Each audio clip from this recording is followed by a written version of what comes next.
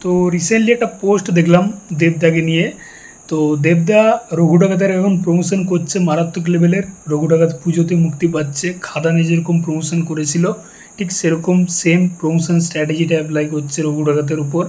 খাদানে পুরো বেঙ্গল ট্যুর করেছিল, একটা স্পেশাল বাস বানিয়েছিল খাদানের জন্য। তো রঘু ডাকাতেও সেম একটা স্পেশাল বাস বানিয়েছে রঘু ডাকাতে, সেটা করে বেঙ্গল ট্যুর করছে এবং মারাত্মক লেভেলের ভিড় হচ্ছে রঘু ডাকাত টিমকে দেখার জন্য। যাই হোক, তো রঘু ডাকাতের প্রমোশনে দেবদা একটা কথা বলেছে যে আমি যখন খাদানের এই বেঙ্গল ট্যুরটা করি তখন ইন্ডাস্ট্রির অনেক লোকই আমাকে পাগল বলেছিল, এই প্রমোশনের স্ট্র্যাটেজিটাকে পাগল বলেছিল। আমাকে বলেছিল যে দুয়ারে দুয়ারে গিয়ে ভিক্ষা চাইছে সিনেমা দেখার জন্য, এরকম কথা বলেছে। তো সেই ইন্ডাস্ট্রির লোকই আজকে আমাকে কপি করছে, এটা দেবদা বলেছে।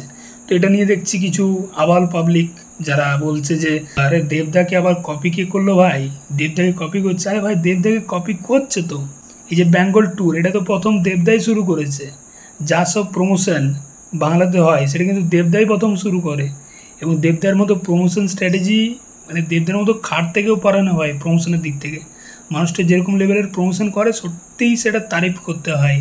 খাদানে যেরকম প্রমোশন করেছিল ঠিক সেরকমই রঘু ডাকাতের প্রমোশন করছে পুরো বেঙ্গল ট্যুর। তো সেটা দেখে দেখে কিন্তু ইন্ডাস্ট্রির অনেক লোকই এবং যে সিনেমাগুলো দুর্গাপুজোয় মুক্তি পাচ্ছে তারাও কিন্তু সেম প্রমোশন স্ট্র্যাটেজি অ্যাপ্লাই করছে। দেখো দেবী চৌধুরানী, প্রসেনজিৎ চ্যাটার্জি, শ্রাবন্তী চ্যাটার্জি, দেবী চৌধুরানী পুজোতে মুক্তি পাচ্ছে, সেই সিনেমাটাও কিন্তু সেম প্রমোশন স্ট্র্যাটেজি অ্যাপ্লাই করছে প্রায়।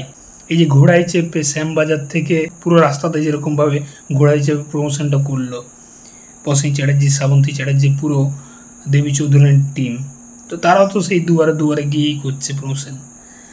এই একটা ব্যাপার গেলো।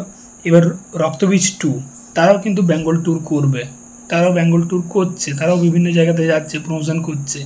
দেখো প্রমোশন যে যেরকম পারে নিজের মতো করে করতে পারে, এটা তার রাইটস আছে।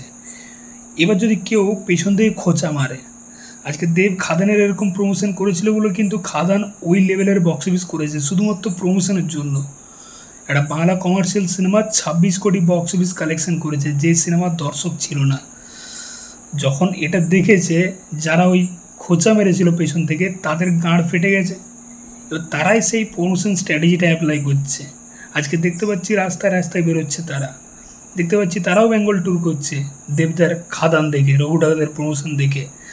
তো ভাই মানে এদেরকে কি বলবে তুমি, সিরিয়াসলি এরা পেছন থেকে খোঁচাই মারে এবং ইন্ডাস্ট্রির লোক কীরকম করছে ভাবো। মানে তারা বলছে বাংলা সিনেমার পাশে দাঁড়াও, এবং যখন একজন সুপারস্টার একজন অ্যাক্টর যখন এরকম লেভেলের খাটছে প্রমোশন করছে বাংলা ইন্ডাস্ট্রিকে আগিয়ে নিয়ে যাওয়ার চেষ্টা করছে, তখন তাকে পেছন থেকে টানছে, তাকে নিয়ে নানারকম পেছনে কথা বলছে, সে পাগল এরকম প্রমোশন করছে বলে। আজকে তার প্রমোশন স্ট্র্যাটেজি কিন্তু অ্যাপ্লাই করছে বাংলা ইন্ডাস্ট্রি, তাকে কপি করছে। হ্যাঁ কপি করছে, দেবদাকে কপি করেছে, কপি করছে, তো এটা অস্বীকার করার কোনো জায়গা নেই ভাই।